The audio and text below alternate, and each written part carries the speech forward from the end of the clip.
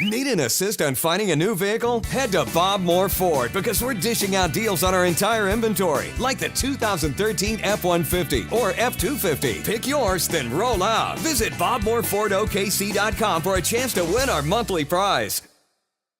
Durant, pull-up jumper, off the rim, and and the Thunder win!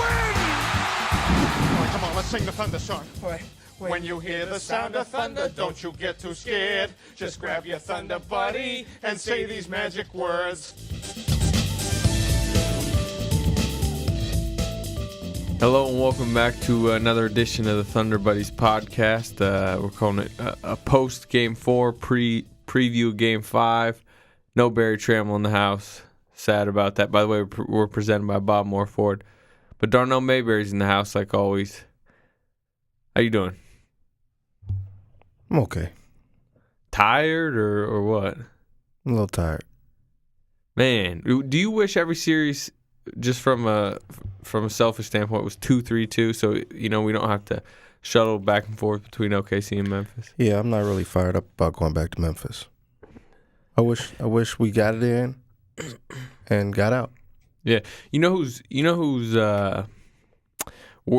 this is worse for? The 2-2-1-1-1s were even worse for the media that covers the team without home court because they have to make an extra trip. If you think about it, they got to start by going to OKC, then back to Memphis, come back, then back go, here, and come back, then go. And if it goes 7, come back, and then another drive. Imagine that. And it's even worse for cities like Oklahoma City and Memphis because there's no easy way to get between these two cities. Mm-mm. I mean, if you fly, you're talking 7-8 hours. There's no direct flight. You're talking a lot of money, at least a $500 plane ticket. And then if you drive, that's a 7-hour drive, and you hit traffic in the middle of Arkansas somewhere for no apparent reason. Yeah. I remember I flew Atlanta to Memphis earlier this season, and it was my connect was in Chicago. Think about that. Atlanta to Memphis with a connection in Chicago. Unbelievable. That's bad. Who flies, besides Chicago, who flies direct to Memphis? I mean, there's like Dallas, I think does. Northwest used to be big down there. And then it's brutal. They got bought out or went under and things changed. Southwest going there now is helpful. Yeah. But if you're coming from here, you got to connect through Dallas. No doubt about it. But we haven't talked since Reggie Jackson saved the Thunder season, basically. Not basically. I mean, yeah. That's what he did. I know it's funny. Like, that sounds like an over-exaggeration, but it's not. He did. Yes, he did. He doesn't play as well as he does early in the game. They're not in it late. He doesn't make 2 miraculous shots late. They're not in overtime. He doesn't score 8 points in overtime. They're going to lose their 3rd straight overtime game. I mean, it was the defense played well, but offensively, it was all him. Those free throws he hit down the stretch. Gutsy. A pair, 2 pair in the final 13 seconds. Man. And it's not like that's the first time he's done that. He did it last year in the Houston series to save a game. And if you look at the first one, Reggie grabs the ball, the rebound, and Russ is right there in the lane pointing to get the ball to KD. Yeah. And Reggie's like, I got this. Not only did Durant miss however many shots, what was he, 6 of 24? So missed 18 shots. Russ was 6 of 24. KD was 5 of 21. So he missed 16 shots. He missed like 3 or 4 free throws in that game too, if you don't remember. Yeah, something's going on with KD right now. No doubt. I mean, the performance by Reggie was great. Everything was great. But if they want to win this series, I mean, the MVP's gotta get going. It looks bad. It looks really bad because this was supposed to be his season. This was supposed to be his season. He's presumably the MVP of the regular season. Most people believe he's the second best player in the world behind LeBron. And he's having an awful series against the Grizzlies. He had 1 good game out of 4. Game 1. Yeah. Man. And, everyone was talking about Tony Allen. And obviously, I was at the forefront of that after Game 2, talking about his defense, why it was affecting Durant so much. And it still might be affecting him in some ways. It obviously is. But, Game 4, he was missing, shots he's hit all year. Game easily. 4 I'm not going to say it had nothing to do with Tony Allen, but it had little to do with Tony Allen. Tony Allen made some plays down the stretch, denying him the ball. He had the one strip late in the game. I guess that was regulation. But for the most part, Kevin was just missing shots, which to me says one of two things. He's either tired from playing so many minutes all regular season and 40-plus every playoff game. He hasn't. Or. Go ahead. Tony Allen's in his head. I think there's a little bit of both there. But he hasn't shot like we saw him all year. For maybe a month now. Even in the end of April, end of the season, he wasn't shooting well. Do you think it's a slump or you think it's more fatigue? I think it's a slump maybe because of fatigue. Yeah. We saw it at the end of the regular season. Why is he playing 45 minutes against the Pelicans? Why is he playing 46 against the Pistons? Yeah. I understand they wanted the 2 seed, but you got to get rest for your star. At this point, do you think if we truth serum them and said, hey, you can rest Durant the last 3 games, he's going to be playing better in the start of the first round, you're going to get the 3 seed, you're going to play the Warriors, and then you might have to go on the road. The only difference is you might have to go on the road in the second round. Would you take the 3 seed, rest for Durant, and the Warriors in the first round instead of 2 seed Grizzlies, and you play Durant and everyone? You're asking that today, or you asking that today? I'm asking back then. I'm asking that today. Well, you're asking today. You're asking today. I'm taking 3 seed. The 2 seed, the route that they got. Really? It's a 2-2 series. You got home court advantage back. You got a chance to win tomorrow night in Game 5. I'm taking the way to. You're taking that over whatever you think a Thunder Warrior series would be right now. I'm taking that more opposed to having to play whoever in the second round on the road. Remember, if I'm telling you today, then you know the Sterling stuff. And if the Sterling stuff's going on, maybe Memphis is, taking control of a series over the Clippers who are distracted. Maybe you get Memphis in the second round. And remember, you got rest for Durant at the end of the regular season.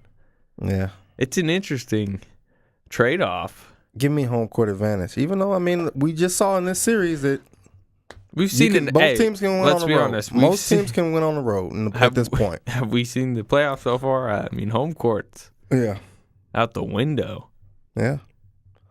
I was surprised that the Thunder gave away Game 2. That was surprising to me. Yeah, but if you watch the game, Memphis controlled that game. You trying to say I didn't watch the game? I saw you over there playing Candy Crush mid-third. Lies. I do not play Candy Crush during games, Thunder fans. Okay, I had a question. Especially the guy who's covered, obviously, every playoff game in this franchise history.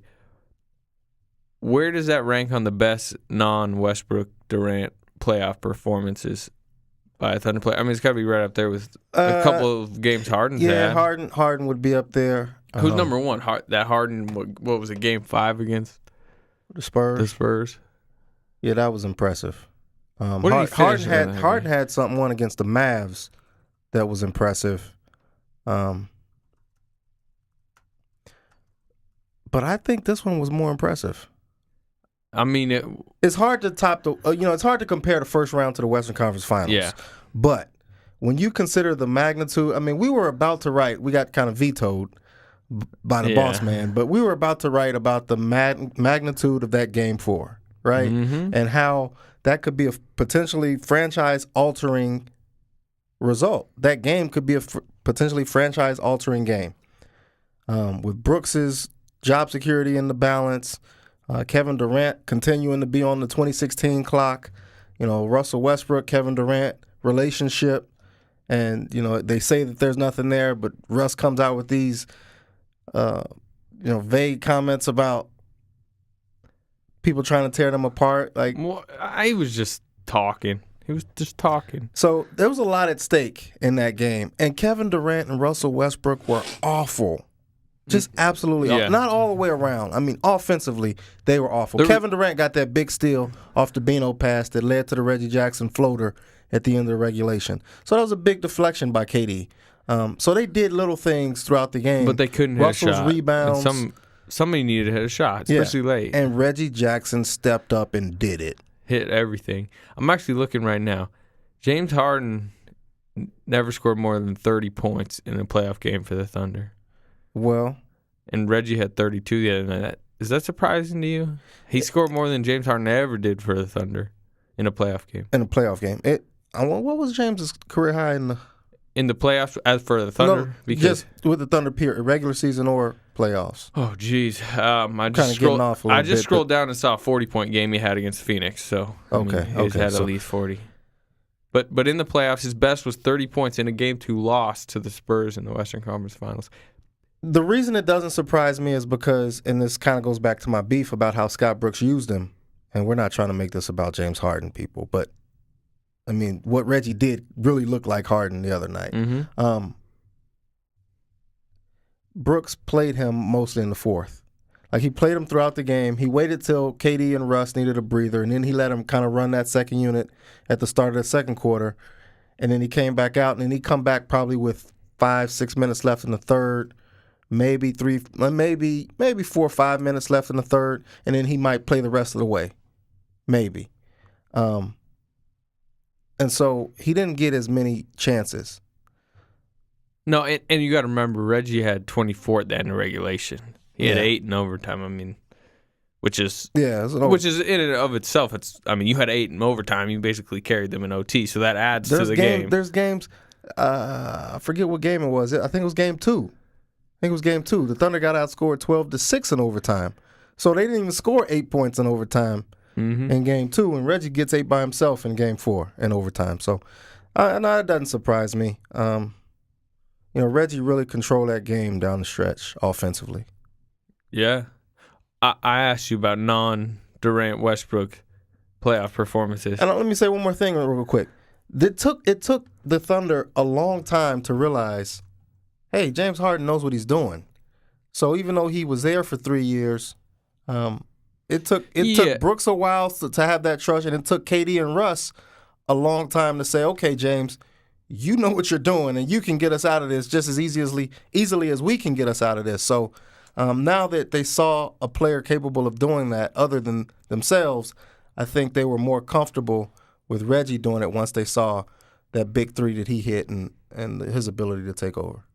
Yeah. So it took longer for them to get to that point with James, which means he had fewer opportunities. Yeah, I was just looking at the game log of his playoffs, and his last season here obviously was the final season. He had way more minutes, way more points than the first 2.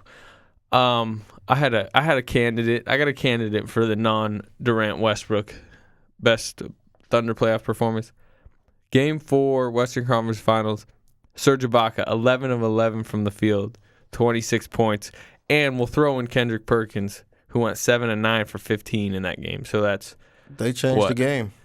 That's 41 points from Ibaka and Perkins combined on 18 of 20 shooting. Yep. You remember that game? I remember it. Serge was perfect. Changed the series.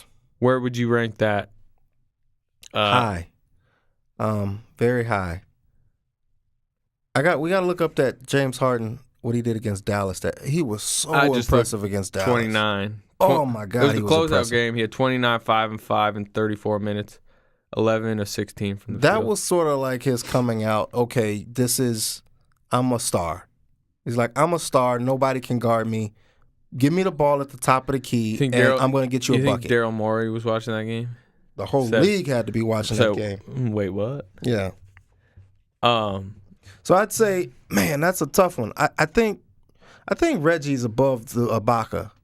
What made the Ibaka Perk thing so good was perfection from the field, and Perk making 7 to 9 shots at 15. So you mentioned that. Did you read my story on Perk today? I did. Can you believe the stats he put up against Chicago? I can't remember that. I never It remember was that some he was. monster numbers, 7 blocks, like 17 rebounds or something like that, 15 Dude, points. he had a game in the what playoffs was that? The 08? What did I say it was? 09 or 08? I got to look it up. But Thought it was 09. I think it was 09. Kendrick Perkins, I'm looking at it right now. Game 5, big game where they won to go up 3-2. 16 points, 19 rebounds, 7 blocks. Does Kendrick Perkins have 7 blocks this year? I mean, oh, come on. He doesn't what block makes it shots sad here. is I kind of actually got to look it up. Yeah.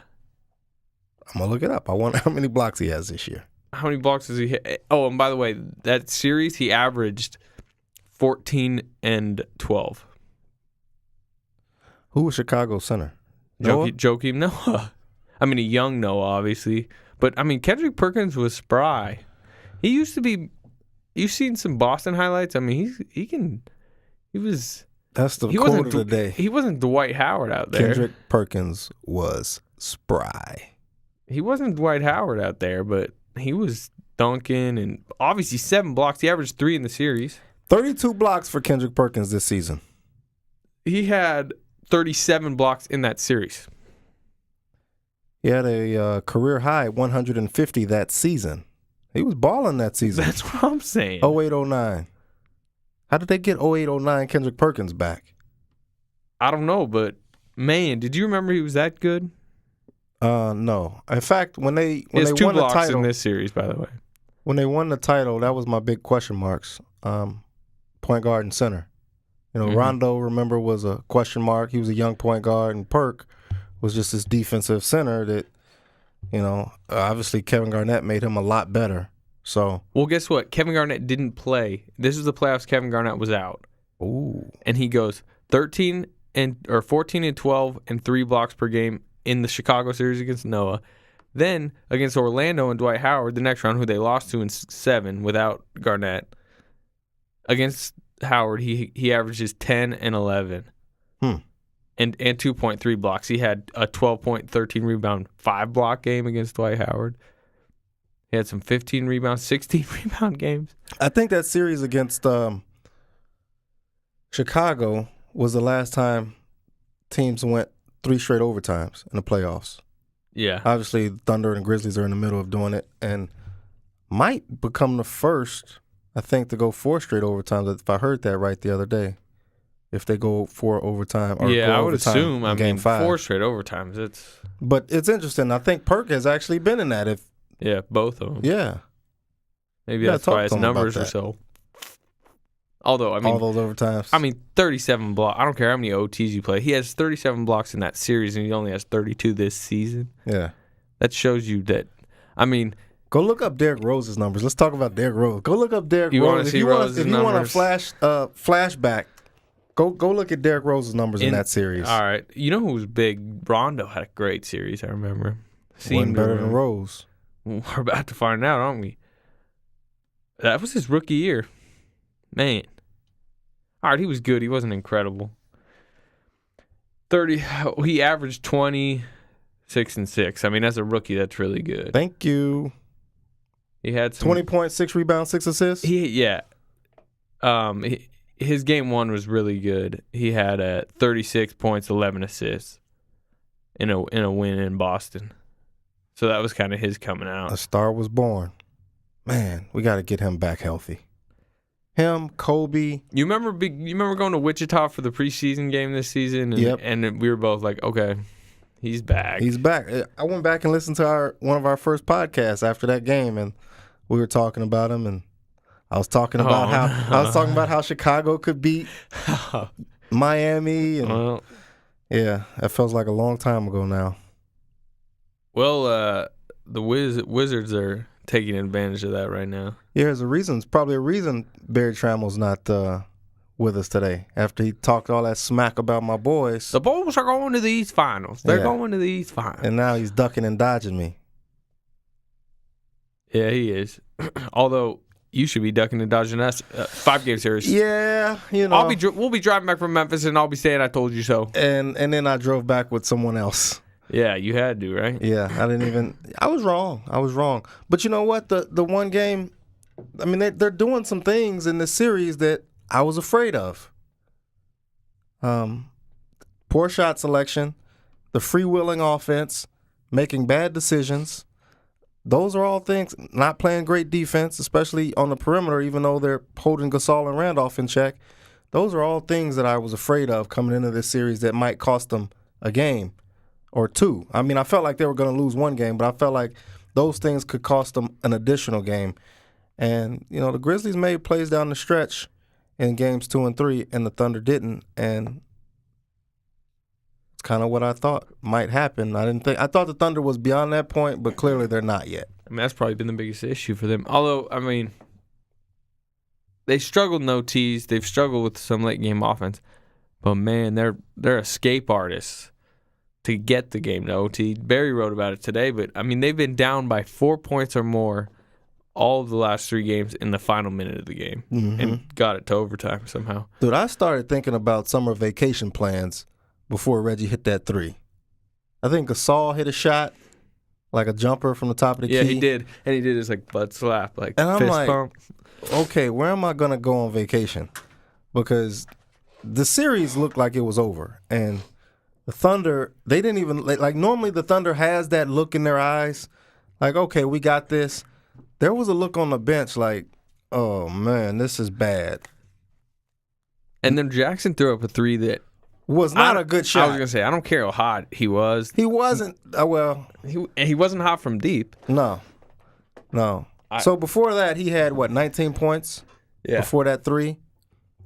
It's crazy, and this is obviously a way smaller degree, but you know how last year, Ray Allen misses that 3 in the finals? The Heat only have 1 title. Maybe they break up. Yep. And, LeBron's legacy, he's only won 1 in his 3 years, and, is it a failure? But Allen hits the 3, they've won 2. Now they're looking at dynasty maybe this year. This is, like I said, it's obviously a lower scale, but if Reggie misses that 3, think about the Thunder down 3-1. Think about the scrutiny that Durant and Westbrook are facing the past few days. Yep. Down 3-1 where they were both brutal.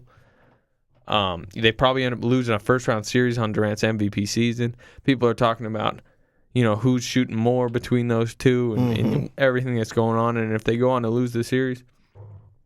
But since Reggie hit a shot that, like we said, I mean, may not have been the ideal shot you wanted then. If Reggie doesn't hit that shot, you got all that with KD and Russ, but also Reggie's probably getting run out of town. Maybe. He was really good that game. But go back and look at the way that shot came. Okay, Russell just missed a 3. Which Russ got his own rebound, which was an incredible rebound, a huge rebound by him. I mean, we talk about how they had bad games, but that was one of those hustle plays that both Russ and KD made throughout the night. He got the ball back to KD. KD missed a ill-advised 3-pointer from the top. Didn't have to take it.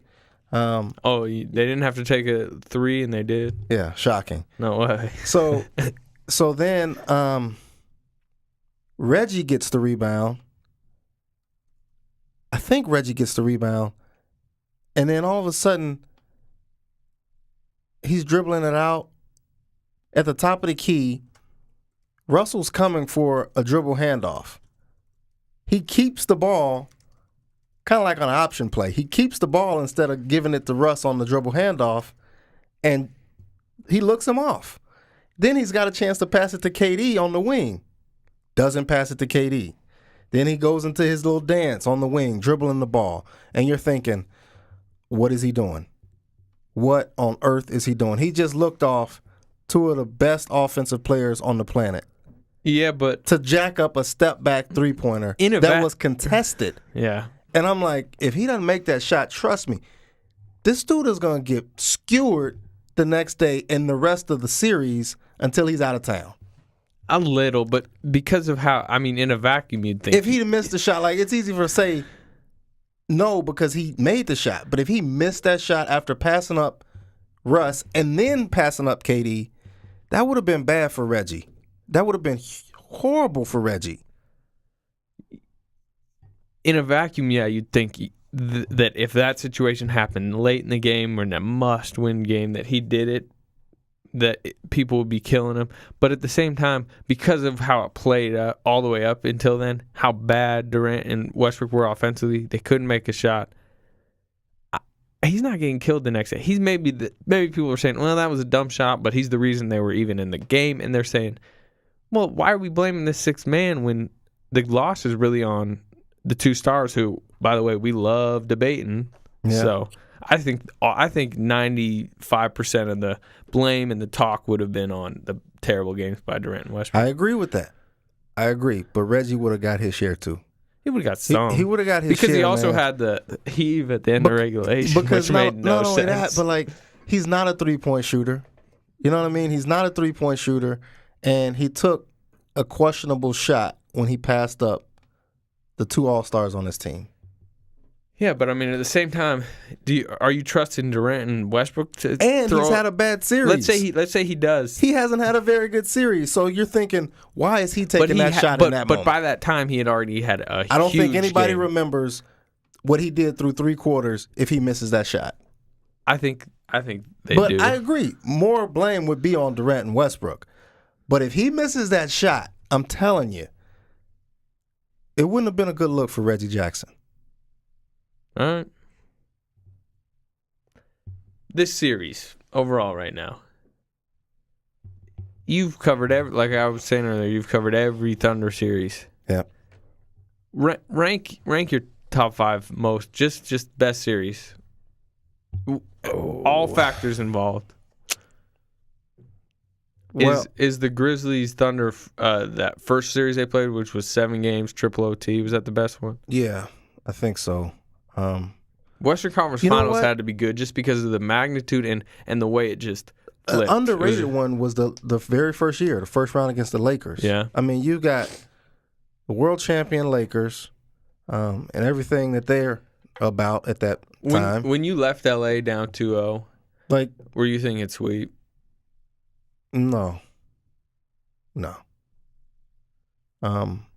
Russ had played well. Kevin had not played well. Was that your first time covering a playoff series? No.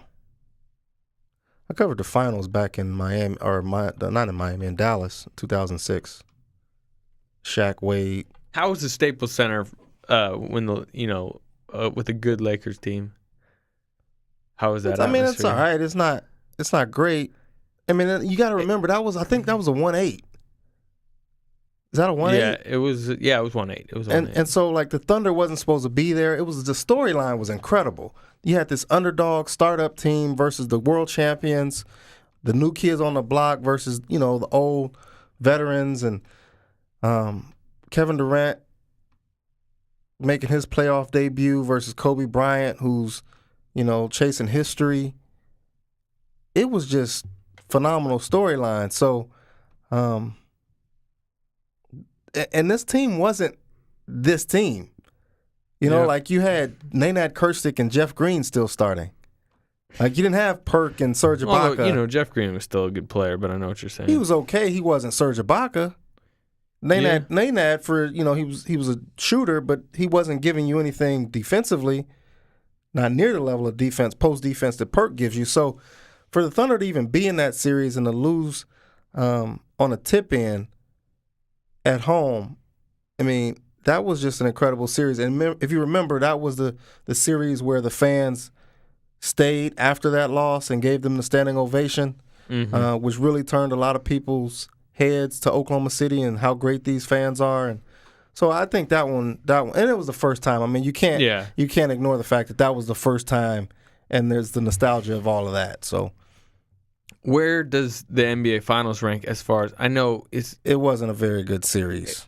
It was entertaining in spurts. But like I said, all factors involved. You had the NBA Finals in Oklahoma City. I was an intern at the Oklahoma, and I went down and helped with the coverage. I mean, it was crazy down there. Game 1 was unbelievable. I think game 2 was crazy too, and it's not like after game 2. Wasn't game 2 the one that came out and kind of got off to that terrible slow start? Well, they got off to a slow start in basically every game of that series. But it's the one that was it was a good game late, and then there was was it a foul? The foul call tainted that game.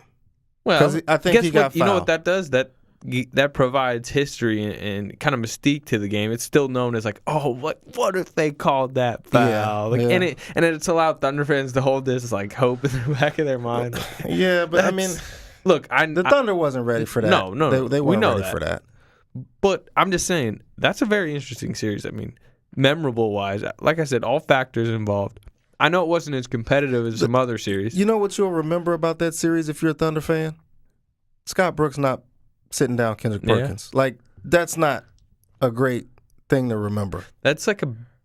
Well, there's some other things you're going to remember. You're going to remember James Harden disappearing. You're going to remember Russell Westbrook and that shot clock, that bizarro shot clock rule. Guess what? You're going to remember Russell Westbrook having 43 points or whatever it was in one of those games out in Miami. But for the most part, and then the foul. But for the most part, like there wasn't a lot of memorable moments throughout that series. Yeah, there was. Mike Miller for 3. Settle down. I was just saying, I'm not talking from a Thunder fan perspective. I'm talking from your perspective. Yeah, your I'm favorite saying series it wasn't that final series wasn't very good. My favorite to cover. It wasn't cover, fun. A week in Miami sounds pretty fun. That was pretty cool for the NBA, and I just mean the whole spectacle of the NBA Finals. That must have been fun. I covered the first 2 games as a confused intern. Yeah, and I mean it was. I enjoyed it. I sat up in above Loud City and was like in awe. So I can't imagine. You were courtside. I did that in 2006. We all got to pay our dues, young Slater. I did that in Dallas in 2006. I was sitting way up in the hockey press box. Shaq looked like an ant from up there. Yeah, but I could tell he was terrible. He wasn't good in that series. No, he wasn't. Dwayne Wade carried him. Dwayne Wade carried him. I mean, and the refs. Let's calm down over there. Hey, I mean, it's documented. Dwayne Wade was just incredible in that series. Maybe one of the best finals performances ever. But you know who was Joey Crawford. Yeah, you know who was big in Game 6, the clincher? Who? Alonzo Mourning.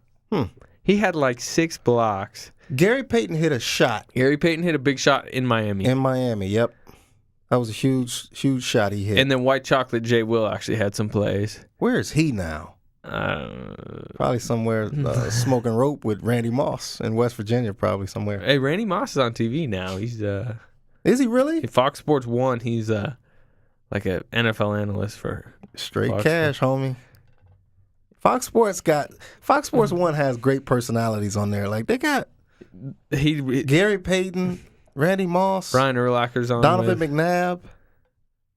Yeah. But anyway. Yep.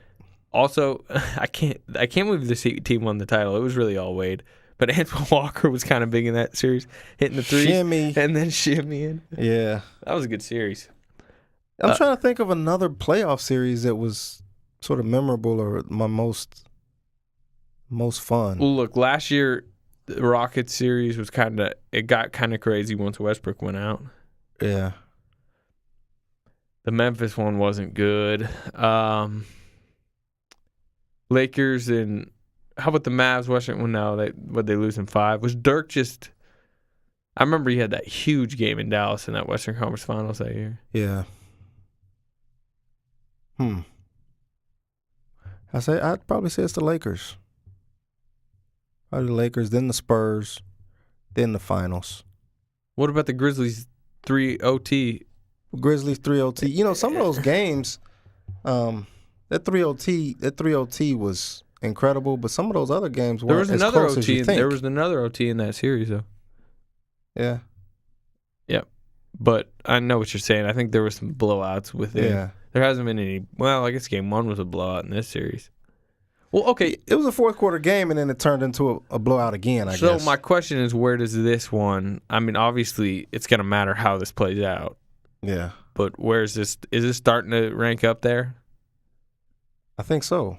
3 straight overtimes. You got the coming out party of Reggie Jackson, sort of like you did with James Harden against Dallas.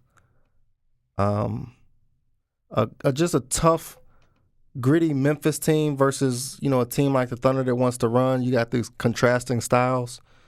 I think it ranks up there. I think it does. Yeah. But, like you said, we got to see how it plays out. I mean, could be 3 more games.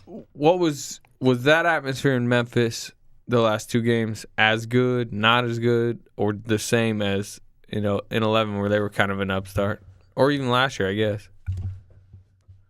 I think the atmosphere was maybe a little worse, but still pretty rowdy. I mean, they were jacked up. We don't bluff. They were jacked up in 2011. They were jacked up. The other, yeah, they're rowdy fans out there. We don't bluff. Yep. That was a crazy kind of 5 days in Memphis, or 4 or whatever. Can't even remember. Someone ended up getting shot on Beale Street Saturday night. Really? Yep. I heard it from my hotel room. I heard the gunshot. What time? It was about 2:30ish. We got out of there when we needed to. Yeah. And guess who, I don't want to say witnessed it, but was around for it all. For the shot? Yeah. Shooting. Damon? Michael Kinney. Oh, gee. He was on the scene for everything. Michael Kinney of the Norman Transcript, who covers Thunder games with us. He's just at the most random places. Barry Trammell writes a travel blog, and his is kind of good. Barry's going to give you. Because Barry's good at writing. Barry's a great writer. He's going to give you a taste of everything. But if anyone needs a travel blog, it's Michael Kinney of the Norman Transcript. He did. It's called Instagram. Taking a picture of everyone. Go look at his Instagram and see what you see. I'm on Instagram, straight flexing. Yeah. So what do you Game 5, what do you expect? I feel like I've said this I said this the last 2 games when people ask me on the radio or wherever. I expect Kevin Durant to have a really good game.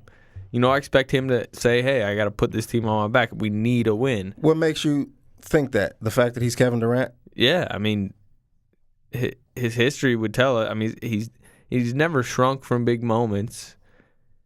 He's having an absolute career year. He never hits consistent slumps where it's like terrible shooting days after terrible shooting days. He'll have one. But everything we've seen since he's been in the league basically hints that he'll bust out of this. He's got those 3 factors. Fatigue, Tony Allen, and the psychological aspect of Tony Allen. And look, the fact that he can't make a shot. Fatigue, and I understand he played the most minutes in the NBA this season. But it's playoffs. I mean, second wind. I think these 2 days off should help him. Yeah. Should help him regain his legs, kind of clear his mind, maybe get back in the gym and work on some basics and fundamentals. I agree with you. He should have a better game. Reggie Jackson's heroics kept this series 2-2. He should be looking at himself the next 2 days going, I'm fortunate we're where we are right now. 2-2. If I can take over in 2 of these last 3 games, or maybe just the next 2, and we can win, and I can put up big numbers, nobody's going to remember how bad I was. Yeah. Yeah. It's your MVP season. He can't go out in the first round. I mean, he can, but, it's not going to be a good look. How's that? If they go down, what do you think is going to be the tone of that press conference for his MVP? I think you still celebrate it. It's not a postseason award. It's a regular season award. There'll be like a funeral in there. No, it won't. The NBA MVP is in Oklahoma City. It's not going to be a funeral. I guarantee you that. Just like when you said the finals were in Oklahoma City. 2 days. The how come I can't say NBA? The NBA MVP is in Oklahoma City. Not the NBA Finals MVP though. Yeah, I'm sure he'd rather that, but it's still an achievement, and you can't look down on it just because your postseason might not have ended the way you wanted. What if Tony Allen showed up to the ceremony, sat in the front row, and the guy with the Zebo nose is in the back? We don't bluff. If they lose, and Memphis they got bigger fish to fry at that point. No doubt. All right, you want to talk briefly about some other series? Yeah, if your Clippers lose, you're going to blame it on Donald Sterling? It's all on Sterling. Yeah. Ready-made excuse. Knew that was coming. I still think they're going to pull out the series. I think they're going to go home and have an inspired effort. They're still the better team. Steph Curry got hot, which He's capable of getting hot. He's capable of getting hot, no doubt. But that was a weird game yesterday. And look, Clippers are in the same position as the Thunder. 3-game series, they got 2 at home. Yeah. Although home apparently doesn't feel as comfortable to them. Did you see Doc Rivers saying exactly that? Yeah. That's alarming. Well, I mean, they're trying to like he says, which is normally our safe haven, but I'm not sure that's still the case. I agree to some point, but Sterling's not going to be there. The crowd's going to be behind them. Yeah, but they got they were on the road, right, in Golden State for yesterday's game. Now they're back home where everyone in L.A., all the reporters from the most obscure outlets are going to show up and keep asking them about that after they've been asked about it the last 2-3 days. There's no doubt, but when the game starts, and maybe it's distraction, fatigue, whatever, but when the game starts, whatever protests or questions from the media or whatever happens, the crowd is going to get behind the Clippers, and they could win off emotion maybe. I mean, I understand they can maybe be tired and distracted, but I bet they have a big game in Game 5. You bet they have a big game. And they're capable of exploding. So are the Warriors. Man, no doubt about that. But who's the better team? Who do you have in that series? I picked the Clippers. No, I mean, who do you have now? Now? You know what? I think look, I don't think we're overrating the severity of what Sterling said or anything of that. Allegedly.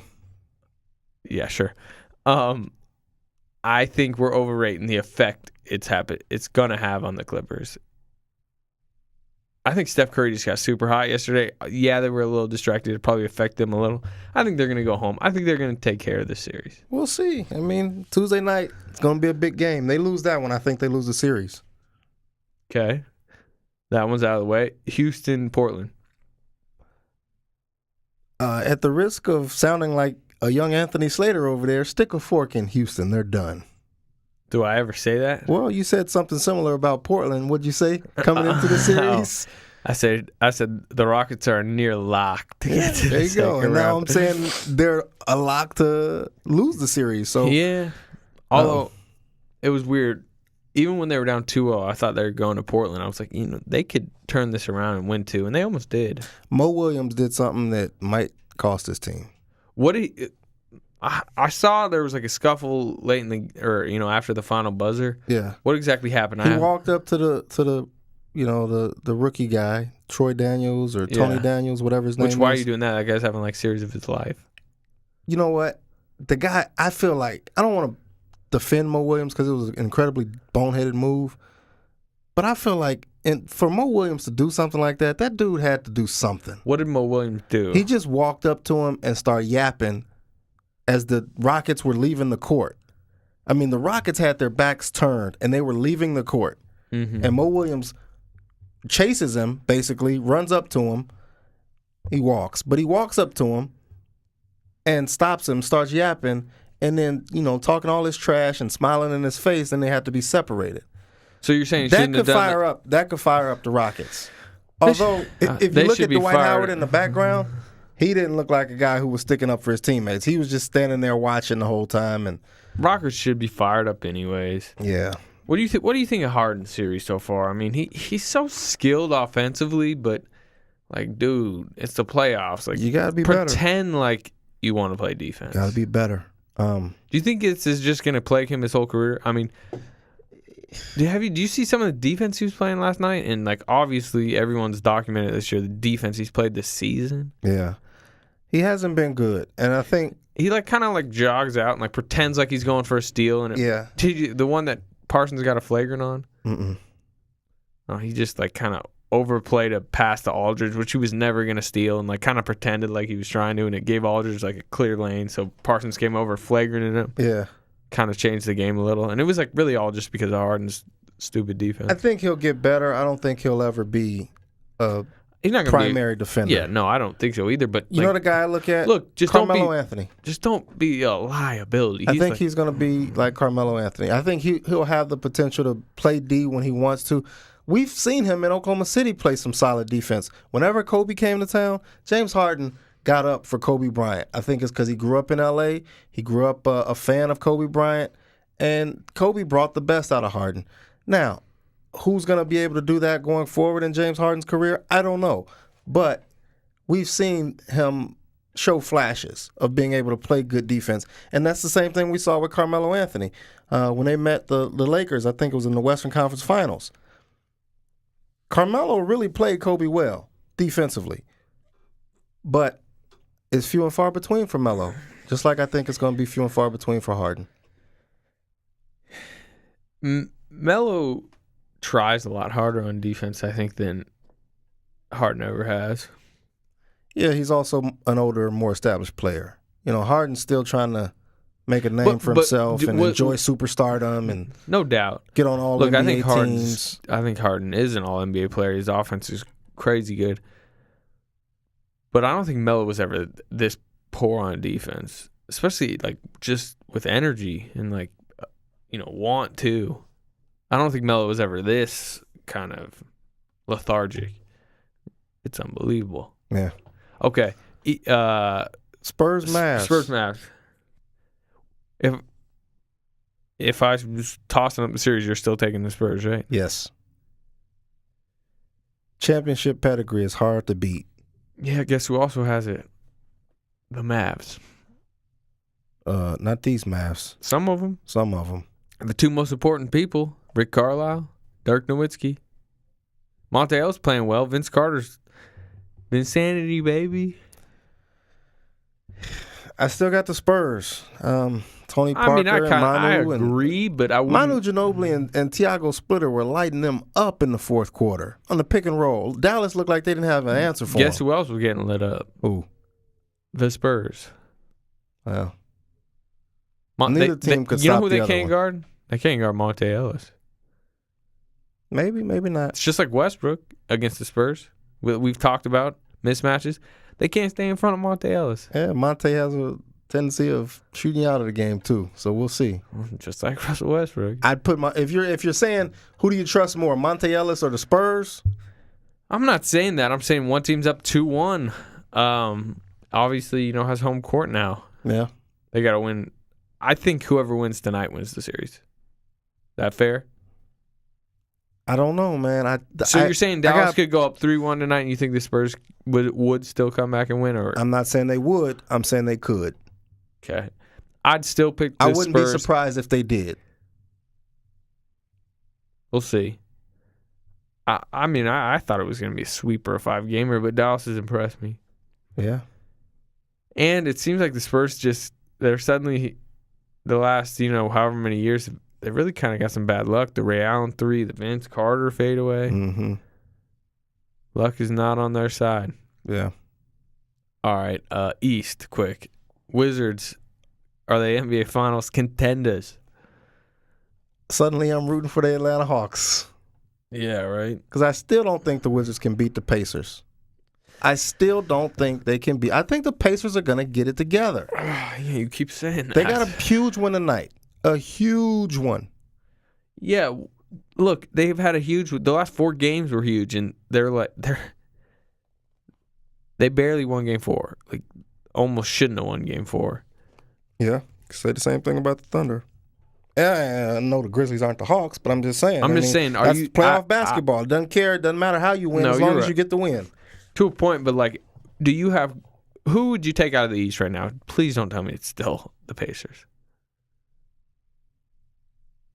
I think if they get to the East Finals and they see the Heat, they're going to get up for the Heat. They're going to get up for the Heat, and they match up really, really well with the Heat. They match up well with the Heat, but you should be getting up right now for the Hawks, and they're struggling with a 37-win team. Yeah, they are. But we knew that coming into the playoffs that they weren't playing great basketball. We knew that. That's not a shock. I always felt like they were going to get their mojo back at some point in the second or third round. Yeah, may not be in the second or third round. They might not be, but like I said, if they lose, hey, if they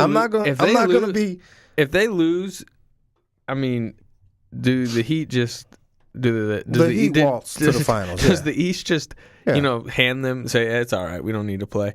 And it's funny because we're saying this.